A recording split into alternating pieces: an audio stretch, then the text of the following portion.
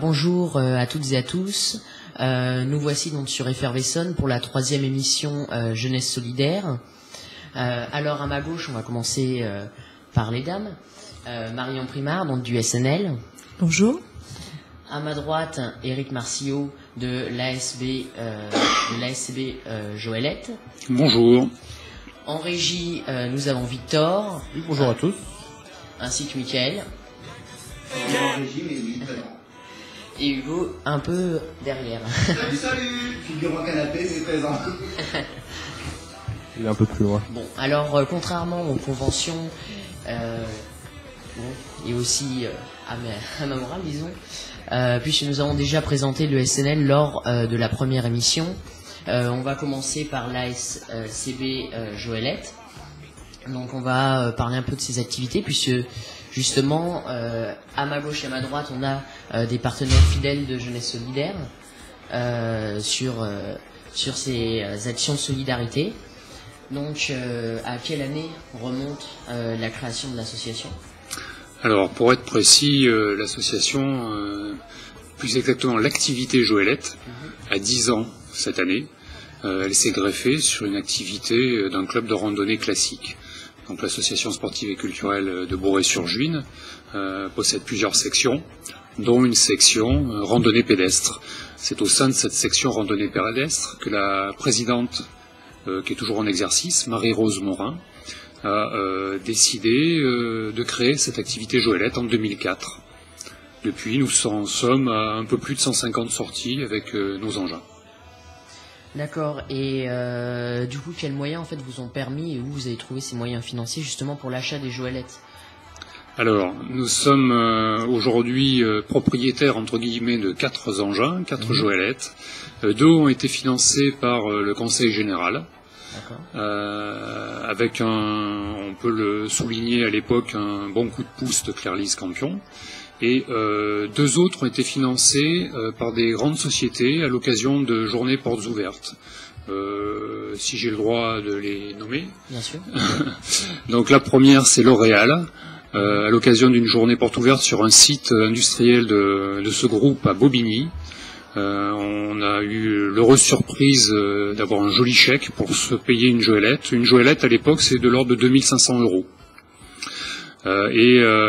La 4e Joëlette, donc, a été financée à l'occasion d'une journée courir et marcher pour les autres, montée par la ville d'Évry en juin 2009. Et c'est entre autres la société Coca-Cola qui a mis la main à la poche pour financer cette Joëlette. Alors on a une question, est-ce qu'on peut nous expliquer qu'est-ce qu'une Joëlette ? Voilà, j'allais venir justement. Alors, une Joëlette. Il s'agit d'un fauteuil monoroue, une seule roue. Donc la roue est située bien sous l'assise. Ce fauteuil va être muni de 2 brancards, un avant et un arrière. Donc 2 pilotes permettent d'amener un passager à mobilité réduite. Le fait qu'il n'y ait qu'une seule roue permet de passer dans la quasi-totalité des chemins. Ces engins sont utilisés en montagne. L'engin est conçu de telle manière que le passager est suspendu, donc confortablement véhiculé, et en même temps, les 2 pilotes, on ne parle surtout pas de porteurs, les 2 pilotes sont là pour assurer l'équilibre et la traction, mais non pas à supporter le poids du passager. C'est important de le souligner. C'est vraiment dédié, je dirais, à toute personne. Il ne faut pas être un grand sportif pour faire de la randonnée avec une Joëlette. Et vous faites des sorties de combien de kilomètres à peu près ? Alors, nos sorties, 8 à 12 kilomètres, environ 150 mètres de dénivelé positif. On s'arrange bien sûr pour faire des boucles. Ce sont des sorties qui ont lieu le samedi ou le dimanche après-midi, 1 à 2 fois par mois, toute l'année. En incluant le moment de convivialité en fin de sortie, ça nous fait une durée d'environ 4 heures, 3-4 heures. D'accord. Et au-delà des sociétés, donc des élus, est-ce que vous avez des donateurs aussi, des particuliers, des personnes qui viennent de temps en temps justement piloter des Joëlettes ? Est-ce que vous travaillez avec des établissements Alors, notre objectif, nos objectifs, tels en tout cas qu'on les retrouve sur notre blog, on y fera sûrement allusion un peu plus tard, c'est avant tout de permettre l'accès au sentier pour tous. Voilà. Donc, on est orienté à l'origine sur des sorties nature, sur l'Essonne, mais aussi sur les départements environnants. À ça viennent se greffer des sorties culturelles parce que quand on est dans le monde associatif, rapidement on rencontre d'autres associations et donc on partage. Et puis au bout du compte, si on devait résumer, le but premier c'est bien sûr de vivre ensemble. Ouais, Pour ce qui est des instituts ou des autres personnes, donc on a bien sûr ces sorties organisées par nous-mêmes les week-ends. On a aussi des prêts de Joëlette avec ou sans pilote en semaine. Donc là, ça va s'intéresser plutôt, ça va être dédié à des instituts, des classes particulières, des maisons de retraite et éventuellement des familles. Il nous est arrivé de prêter nos Joëlettes pour des personnes désireuses d'amener un enfant en vacances. D'accord, et d'ailleurs vous allez faire bientôt un prêt de Joëlette aussi pour le Téléthon, je crois, c'est ça? Alors, si on parle calendrier, les prochaines sorties, en ce qui nous concerne très directement, le 12 octobre, dimanche prochain, nous serons du côté de Lys. Nous sommes invités par les randonneurs de cette commune dans le cadre d'une marche pour Curie. La date suivante pour nous est le 15 novembre. Et ensuite, nous avons à l'étude 2 à 3 dates pour le Téléthon, certaines communes ne faisant pas forcément ça le week-end dédié. D'accord. À ça, on peut aussi le mentionner, on marche main dans la main, si j'ose dire, avec une association qui s'appelle HCE, Handicap Évasion, qui elle aussi propose des dates et nous arrangeons pour que nos 2 calendriers puissent vivre en parallèle, et du coup, eux proposent 2 dates, le 19 octobre et le 9 novembre. Là, ce sont des sorties un peu plus sportives, parce qu'en général, centrées sur Fontainebleau, sur la forêt de Fontainebleau. D'accord. Mais elles sont ouvertes à tous. Bah, du coup, je vais pouvoir vous le dire, c'est qu'on va recommencer, nous, notre événement Téléthon aussi à Lardy. Donc, vous êtes évidemment les bienvenus pour faire de la sensibilisation au handicap et justement à cet objectif d'insertion des personnes handicapées et de leur permettre aussi de pouvoir justement découvrir des lieux qui leur seraient inaccessibles à cause de leur handicap. Très bien. Voilà. Bah, écoutez, on va prendre date. Sinon, justement, comment vous inscrivez en fait dans cette démarche en fait auprès des personnes handicapées, c'est-à-dire est-ce que justement par rapport à ces particuliers, est-ce que c'est des connaissances, est-ce que c'est des personnes qui vous contactent parce que ils ont su qu'une association, les Joëlettes, avait lieu à Bourret, enfin comment vous organisez par rapport à ça et comment justement vous travaillez, parce que puisque vous travaillez aussi avec la Maison Valentine, Oui. comment vous travaillez avec des personnes qui des fois cumulent handicap physique et mental? Donc le souci de cumul des handicaps n'en est pas forcément un à partir du moment où la personne a une certaine tonicité pour rester assise. On peut utiliser également des harnais permettant, en cas de déficience, d'amener néanmoins la personne. Pour ce qui est des contacts, la création de cette activité par Marie-Rose Morin en 2003-2004 fait suite à son passé de psychologue scolaire en milieu adapté. Donc son carnet d'adresses lui a permis d'emblée d'avoir quelques pistes. Et au-delà de ça, nous avons créé donc un blog. À travers ce blog, nous avons notre calendrier disponible. Nous avons une possibilité de nous contacter et nous gérons une liste de pilotes et de passagers. Notre plus grand souci étant bien sûr d'avoir le bon nombre de pilotes en face du bon nombre de passagers. Pour mémoire, une Joëlette, je disais 2 pilotes. Bien évidemment, les 8 ou 12 kilomètres que nous leur faisons faire, il s'agit de se relayer et non pas de se tuer à la tâche, entre guillemets. Donc l'idée c'est d'avoir un minimum de 3 à 4 pilotes par Joëlette. Donc on est en constante recherche et de pilotes et de passagers. Ensuite, c'est effectivement le bouche à oreille et les relations, je reviens à Marie-Rose Morin, et les relations qui sont tissées au fur et à mesure à travers les différents instituts, les différentes écoles, les parents eux-mêmes, les rencontres bien évidemment. Nous avons participé les années passées à des forums handicap faits par le département. Oui, les fameuses journées main dans la main. Il y avait des forums handicap en tant que tels, qui étaient les très grosses journées bâties et réalisées à Chamarande, par exemple. Ça, oui. Entre autres. Le club de randonnée étant lui-même affilié au comité départemental de randonnée pédestre, et donc à la Fédération française, au passage, nous avons aussi en dépôt une 5e joëlette, qui est la propriété du comité départemental. Et donc du coup, à travers le comité départemental, nous avons aussi accès normalement à l'ensemble des clubs de randonnée du département. D'accord, mais qu'est-ce qui vous a poussé à cet engagement en fait? Qu'est-ce qui vous a poussé à aller vers les personnes en situation de handicap? Est-ce que c'est voilà, c'est un engagement depuis de longue date? D'où ça vous est venu en fait? Donc, je pense que pour Marie-Rose Morin, on aura compris le germe, oui. D'où vient le germe. En ce qui me concerne, moi, je suis randonneur montagne à l'origine. Perdu en région parisienne, si j'ose dire. Le dénivelé ici étant relativement faible, il m'a semblé intéressant de pimenter un peu les platitudes géographiques en y associant cet aspect joëlette. Comprenez quand même que, comme je le disais tout à l'heure, une joëlette c'est pilotable vraiment par n'importe qui, il ne faut pas être un grand sportif. À partir de là, j'ai aussi l'habitude de dire que tous les handicaps ne sont pas visibles. Donc à partir du moment où j'ai 2 bras et 2 mollets, je vois pas pourquoi j'en ferais pas profiter ceux qui n'en ont pas forcément. Bon, et malgré tout, vous disiez que vous étiez à la recherche de bénévoles.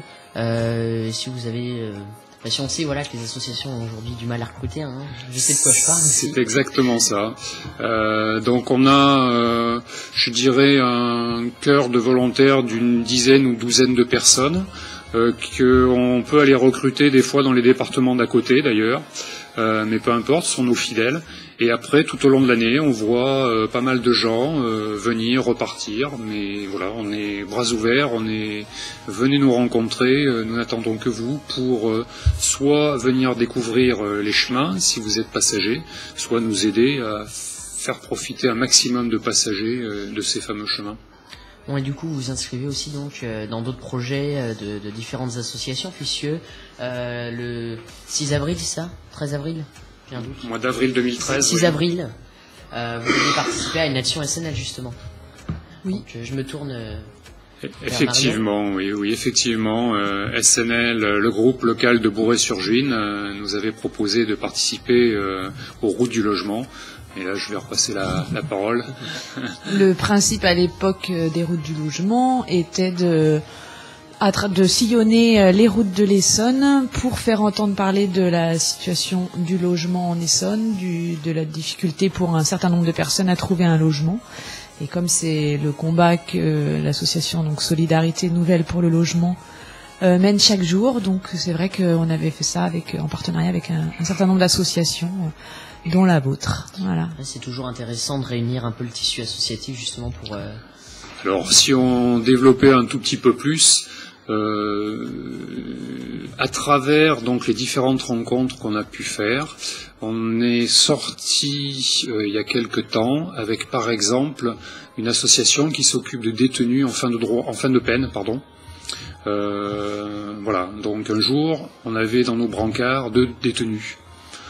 J'aurais pas fait de joëlette, très franchement, je pense pas que j'aurais croisé cette population-là. Je m'en suis trouvé enchanté. Oui, ça fait de belles expériences. Au final, on rencontre les gens différemment aussi, à travers la pratique justement, du sport, de la randonnée.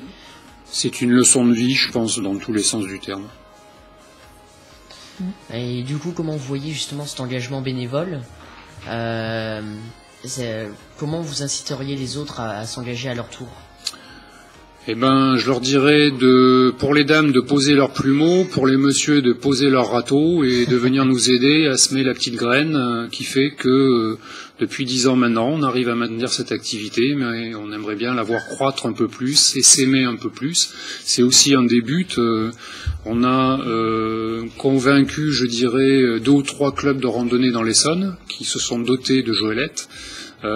Mais on voit là aussi que toujours le souci de bénévole est présent. Néanmoins, voilà, notre but c'est d'essaimer. Pour la petite histoire, là c'est un peu plus à titre individuel. Néanmoins, c'est quand même une affaire de joëlette. Au mois de mai 2015, je vais participer à un relais dans le cadre d'une association qui se bat contre la maladie de Rett, R-E-T.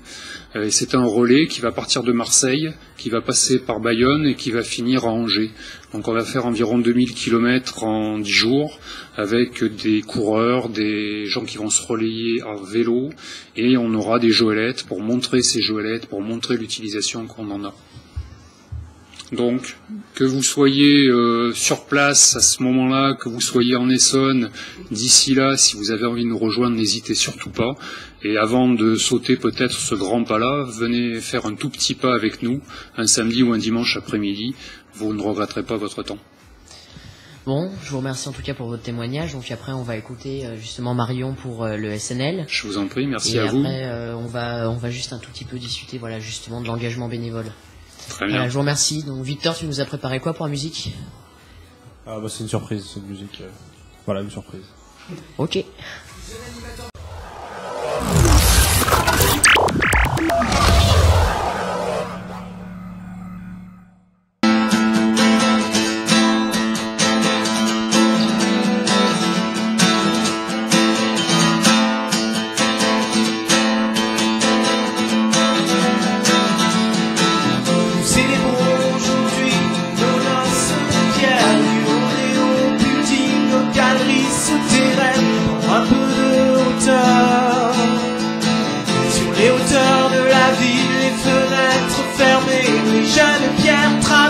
Dans la légalité.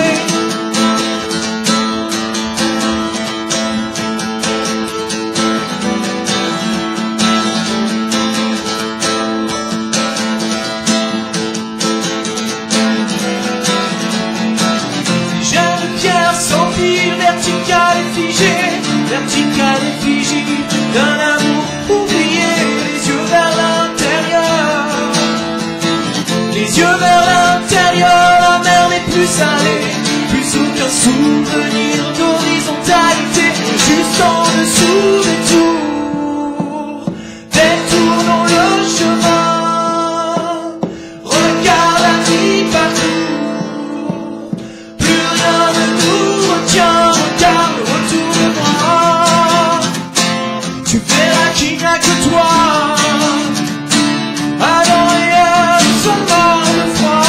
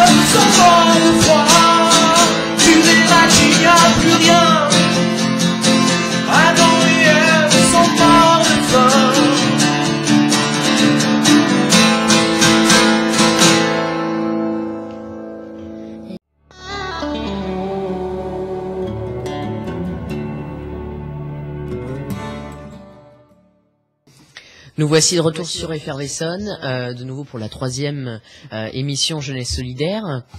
Alors maintenant qu'on a bien parlé de la SCB Joëlette, on va enchaîner sur le SNL, enfin sur SNL, Solidarité Nouvelle pour le Logement. Je fais toujours cette faute parce que oui, on peut pas dire le SNL puisque c'est Solidarité au pluriel. Voilà. Alors on va parler plus particulièrement d'un événement. Oui, qui va avoir lieu au mois d'octobre. Quelle date ? Le 17 et 18 octobre. Donc, Solidarité Nouvelle pour le logement, c'est une association qui se charge de créer des logements pour des personnes qui n'en ont pas et qui ne peuvent pas accéder non plus au logement HLM classique. Et donc qui ont besoin d'un temps donné dans des logements comme les nôtres, le temps d'accéder à ces logements HLM. Donc nous avons pas mal de logements en Essonne parce qu'on en a 450. On est implanté sur plus d'une 50aine de communes en Essonne. Et principalement des communes du nord du département ou partout en Essonne. On est vraiment partout en Essonne. C'est vrai que dans le nord du département ou dans les régions plus urbaines, ce qui est intéressant pour les familles et les personnes qu'on loge, c'est que souvent il y a des accès aux transports en commun qui sont quand même plus faciles, qui permettent de retrouver un emploi. On sait bien que c'est plus compliqué quand on est sans voiture dans le sud de l'Essonne, mais il y a également quand même des personnes et des logements dans le sud de l'Essonne. Parce que les poches de pauvreté, c'est quand même plus dans le nord vers... Alors justement, le problème du logement peut vraiment toucher tout le monde, qu'il n'y a pas vraiment de règles et que, pour exemple, il peut y avoir des personnes qui sont installées dans une vie, qui sont mariées avec des enfants et il y a une rupture familiale qui se crée et du jour au lendemain, une des deux personnes peut se retrouver complètement à la rue. Alors que ils avaient un rythme de vie, un niveau de vie, j'ai envie de dire, qui allait.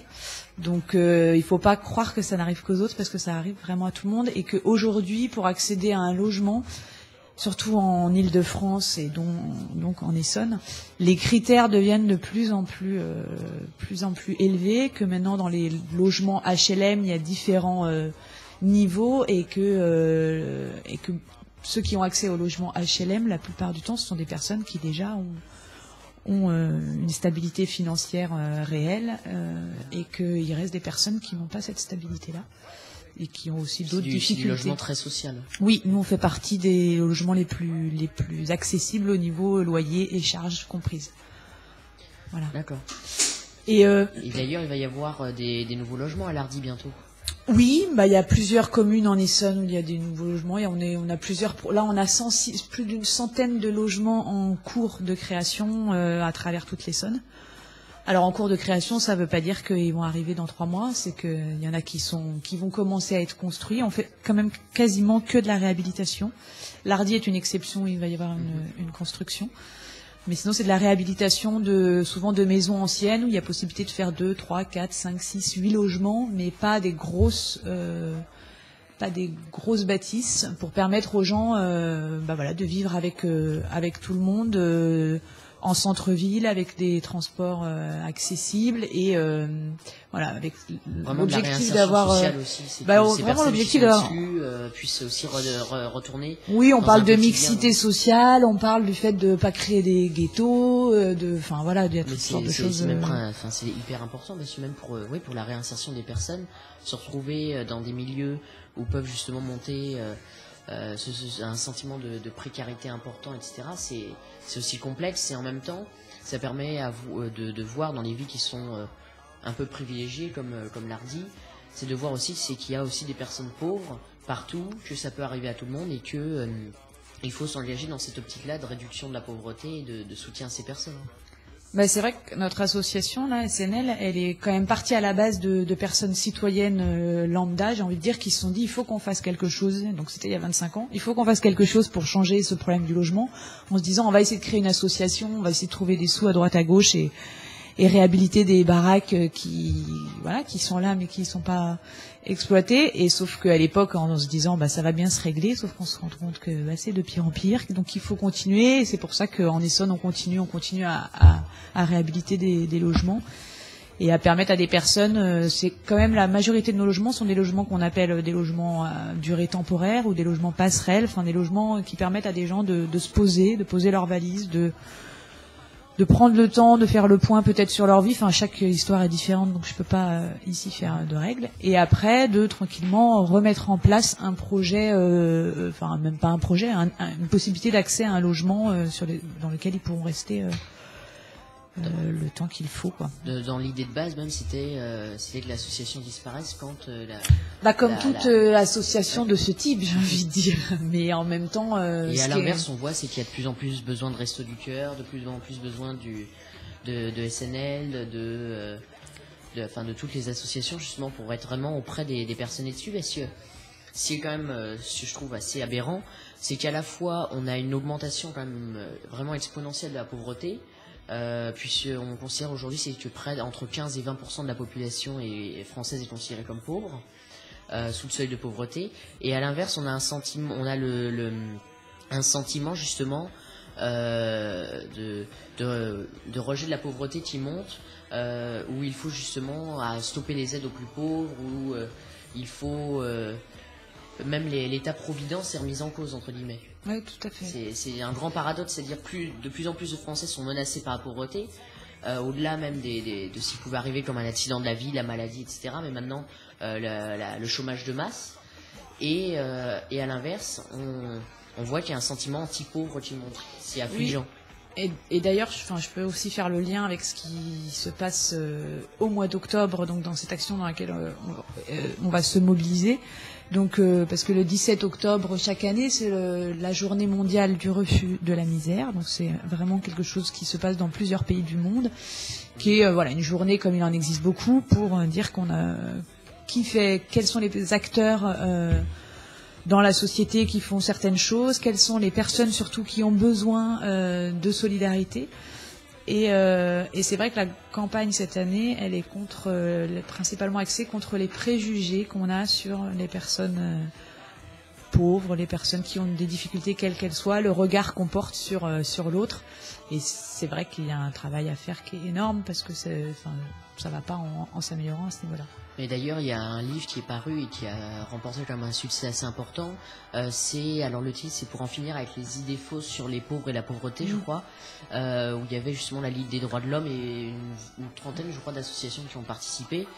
Et d'ailleurs, je conseille à tout le monde de le lire parce que moi-même, je l'ai lu en début d'année et je trouve ça très intéressant parce que même quand on est dans une association, dans le social, dans l'humanitaire, on a toujours peut-être des idées, des préjugés, pas forcément en négatif, hein, bien sûr. Et des livres comme ça peut aussi aider à revoir aussi notre engagement citoyen, notre engagement bénévole. Enfin, je trouve. Tout à fait.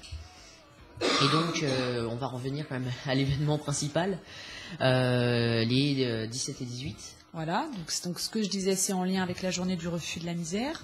Comme notre association fait partie des associations qui se mobilisent par rapport à ça, on a jugé bon de s'inclure réellement. Il y a donc cet objectif-là de faire parler du problème du logement. Donc c'est vraiment principalement axé autour de la communication, de la sensibilisation des personnes sur certaines communes. Et on a un double objectif, j'ai envie de dire, c'est que nous sommes aussi à la recherche de bénévoles, comme toute association, quelle qu'elle soit, j'ai envie de dire, parce que nous fonctionnons aussi à SNL grâce aux bénévoles. Il y a une trentaine de salariés à l'association Solidarité Nouvelle pour le logement d'Essonne et 330 bénévoles. Donc c'est vrai que autant les 30 salariés font leur travail, autant les 330 bénévoles, s'ils n'étaient pas là, je ne sais pas comment ça pourrait s'organiser. Parce que l'objectif aussi des personnes que nous logeons, l'objectif que nous avons, c'est de faire en sorte que les personnes ne se retrouvent pas seules juste dans un appartement pour X mois, et voilà, et d'accompagner, de créer du lien, il faut ce construire que l'individu, parce que les individus, ils ont été fragilisés, ils ont perdu aussi pour eux leur dignité. Pour certains, ils ont perdu même cette dignité humaine par rapport au regard qu'ont pu avoir des personnes sur eux, par rapport au coût qui a affligé la vie. Et c'est vrai aussi accompagner ces individus, et c'est pas qu'une reconstruction, j'allais dire entre guillemets financière, c'est aussi pas une aide financière uniquement, mais c'est la reconstruction même de l'individu. Oui, il y a de ça, et puis il y a aussi tout simplement assez basiquement de recréer quelque chose peut-être qui est de l'ordre de l'utopie aujourd'hui, mais d'aller vers vers comment dire, le fait d'avoir des voisins qui sont à côté, qui se rendent compte qu'on existe, le fait de créer une vie avec des relations humaines et de se rencontrer, de partager des choses. Voilà, on parlait tout à l'heure de faire ensemble, de vivre ensemble, enfin voilà, avec les choses qui nous tiennent à cœur quand on est actif dans ce genre d'association. Qui, pour moi, normalement, devrait être assez naturel, parce que je pense que c'est en tout être humain qui a besoin de ça. Malheureusement, parce que il y a des choses difficiles, parce que du coup, on a tendance un peu à s'enfermer. Des fois, il y a besoin de trouver un vecteur, et je trouve que l'engagement dans les associations peut en être un. Voilà. Voilà, mais c'est vrai, il faut le rappeler aussi, c'est que les associations qui sont, alors que je ne dise pas de bêtises, mais au nombre de 200 000, je crois, en France environ. C'est vraiment un tissu important aussi de la vie locale, de la vie, de la vie de nos communes, de nos départements. Et c'est aussi important de s'engager, parce que si on peut faire changer les choses à l'intérieur quand on s'engage, que ce soit en tant que bénévole ou qu'on s'engage dans le monde politique, etc. C'est à nous aussi de changer les choses de l'intérieur.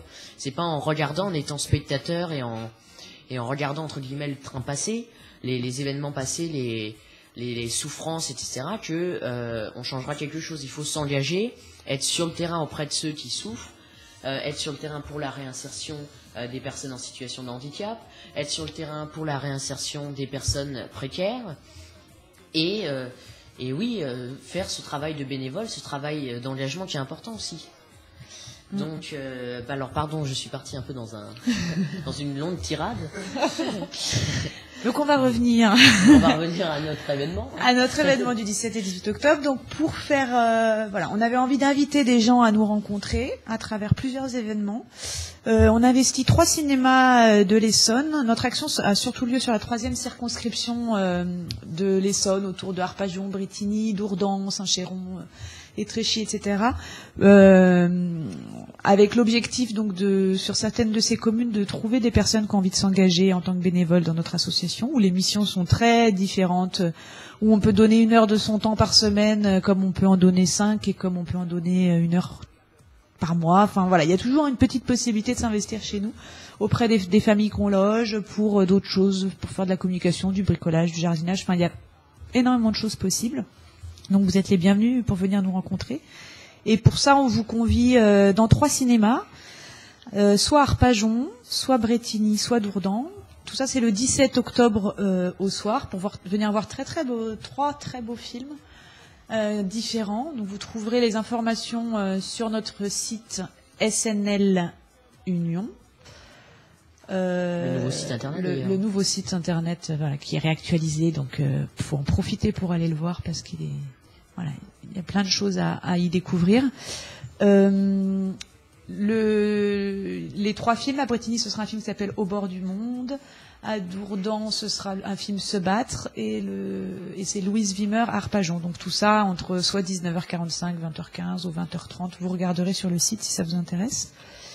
Et ensuite, le samedi matin, on vous propose aussi de venir nous rencontrer sur 8 communes de l'Essonne, en matinée, en général, souvent sur les places publiques, sur les marchés, etc., où on va faire différentes animations. Il y aura tantôt des concerts, tantôt des dessins à venir faire avec nous, tantôt, et puis surtout venir échanger, venir savoir qui on est. Ça ne vous engage à rien, sauf à voir un petit peu comment on fonctionne.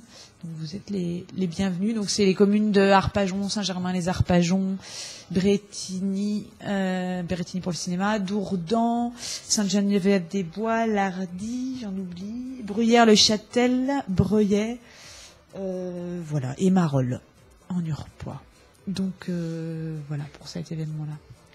D'accord. Et donc ça va être vraiment un travail surtout de sensibilisation, justement lutte contre les préjugés. Oui, c'est un travail de sensibilisation, ce qu'on travaille aussi en partenariat avec ATD Carmonde et d'autres associations qui se mobilisent pour la journée du refus de la misère.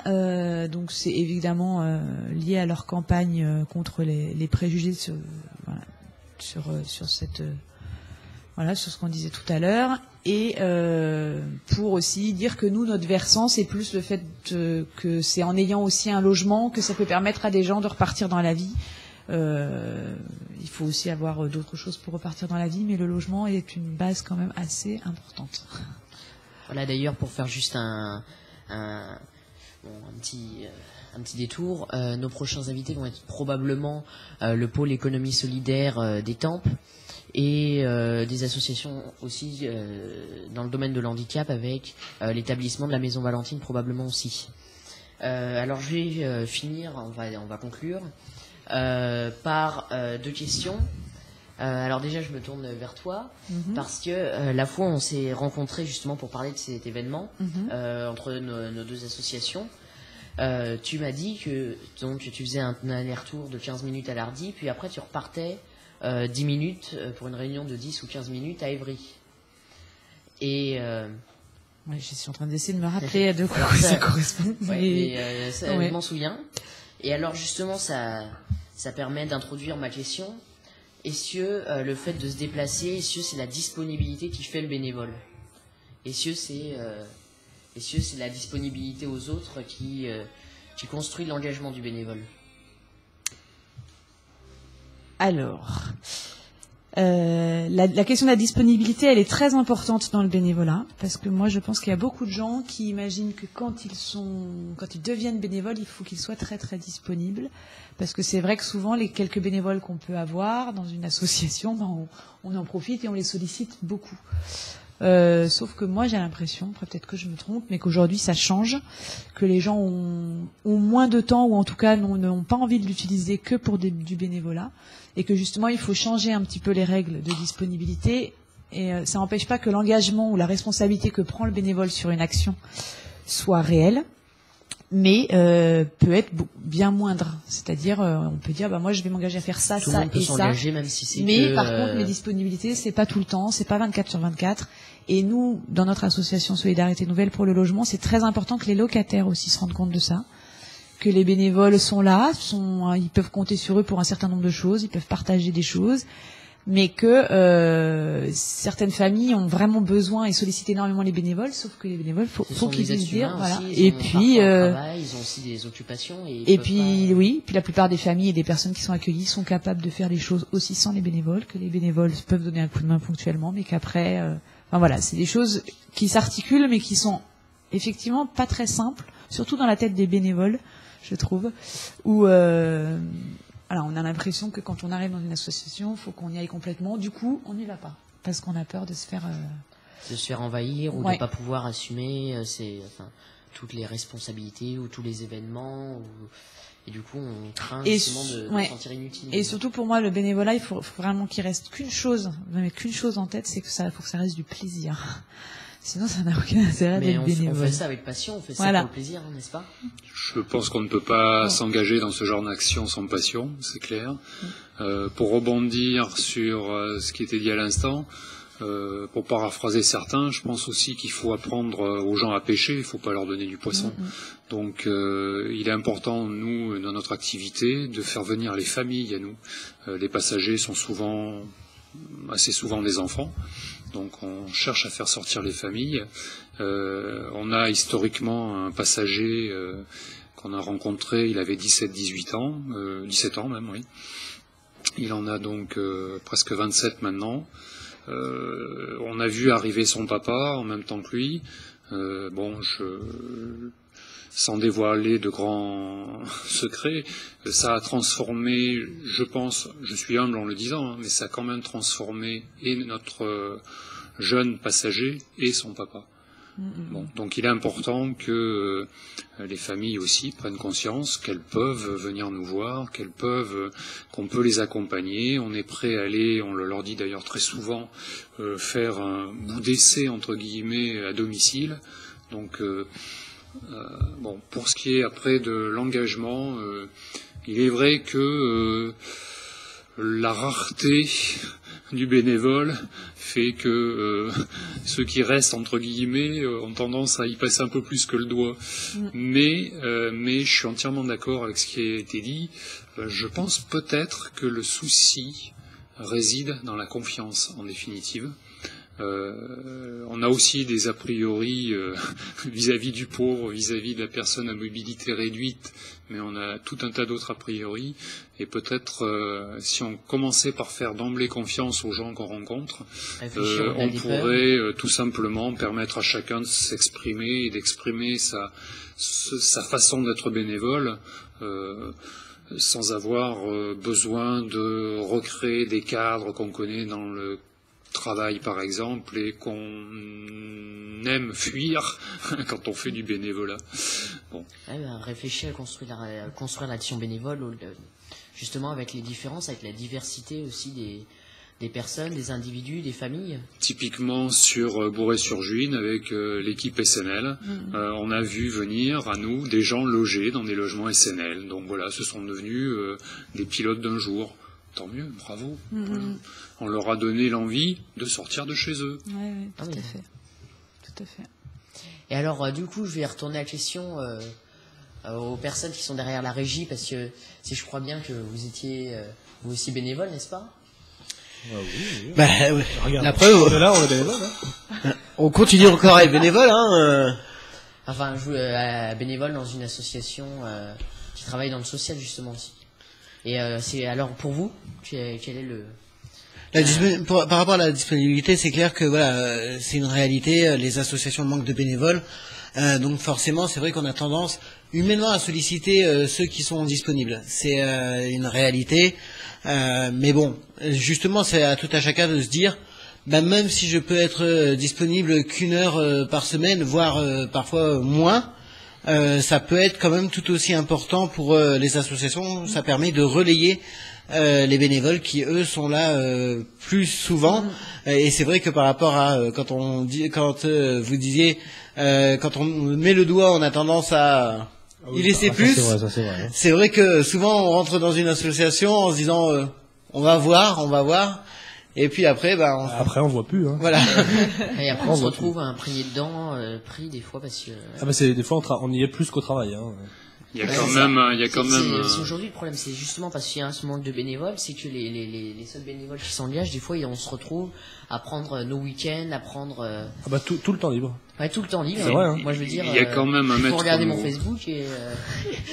C'est vrai. Faut regarder le mien aussi. Voilà, on regarde le tien et enfin de tous ceux qui.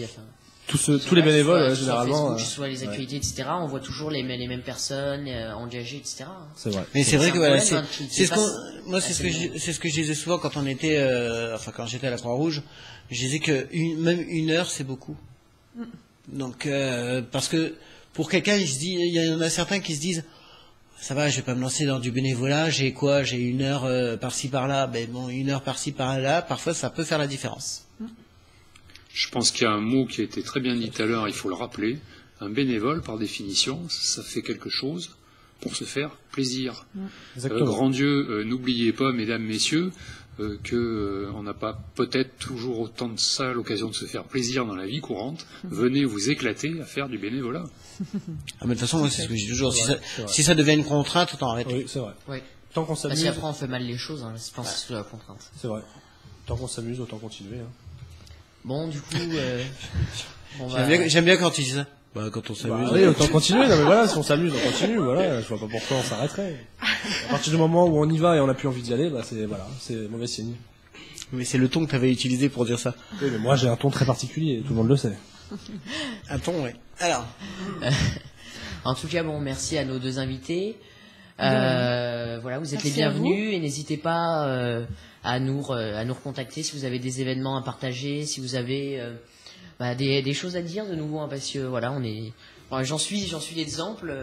Je suis passé d'invité à animateur, c'est-à-dire revenez nous voir. Tu vois, c'est exactement. Personne manquerait-elle de bénévoles. Non, on manque de bénévoles, mais effectivement, il faut savoir capter les compétences. Les bonnes personnes au bon moment. Donc voilà, et pour conclure, engagez-vous, mobilisez-vous et voilà, essayons de construire un projet associatif grand, important, que ce soit au service des personnes à mobilité réduite, au service des personnes précaires. Voilà. Eh bien, on se retrouve donc dans 2 semaines. À très bientôt.